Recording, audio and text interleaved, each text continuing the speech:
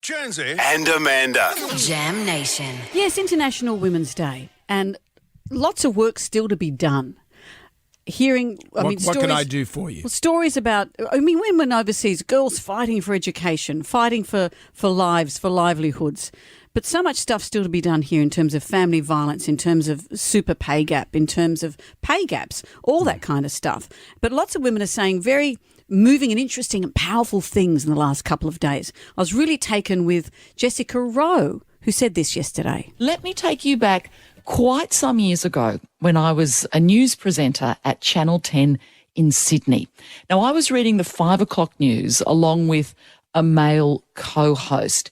This was a job that I ended up doing for 10 years. When I first started this job, yes, I was junior. I didn't have the experience that my co-host had, so I knew I had things to learn. But let's fast forward the clock. 6 years later it was, and I still was not able to read what we call the main news story. That is the first news story that you will hear when you switch on the TV news. It was always my male co-host's job to do that. Come on, 6 years into the role, I think it was time for me to really have my turn, so to speak.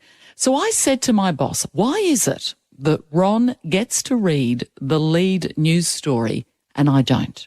He said to me, well, lovey, that's because Ron's a man and you're a woman. I wrote that down. And then I decided to go to HR department.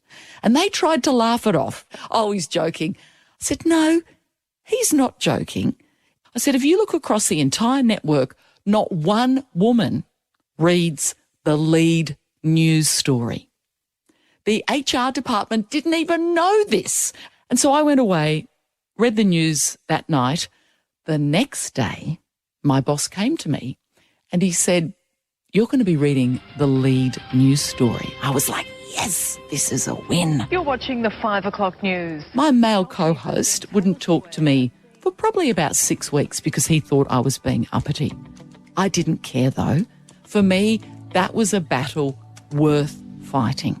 And from that day on, every woman on the 10 network got their chance to read the lead news story and they alternated it with their male co-host.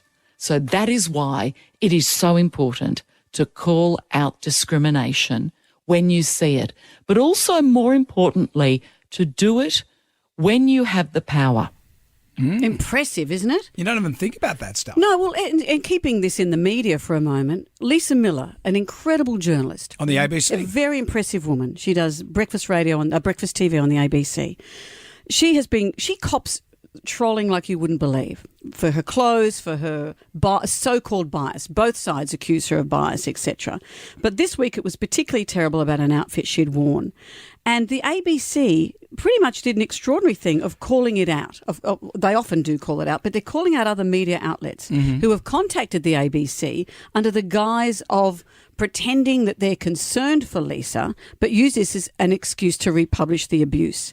As the ABC says, giving anonymous social media bullies publicity on a national platform is participating in perpetuating antisocial behaviour. Very serious issue of online abuse of women, especially on the eve of International Women's Day. Please be more responsible. Michael Rowland, her on-air colleague, has said enough.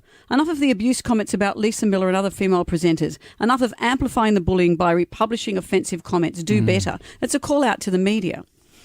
Also, I follow Brooke Shields. She has a platform called Beginning is Now. This is for women who are probably over 50 and looking for we talk about the third act of their lives. And this is something that I saw yesterday. What the mental load of women can look like. You should have just asked, tell me what to do and I'll do it. I don't know what needs to be done. I can do it if you leave me a list. You never asked. These are the things women get told if they say, why didn't you do something? This is in your domestic scenario at home or maybe at work. But the mental load is often referred to as worry work, and it more often than not, falls on the women's shoulders. A mental load is about being the one in charge of having to do the never-ending list of to-do items, remembering what needs to be done, delegating the tasks, and it is exhausting. The comments that this got was so interesting. This is one I saw.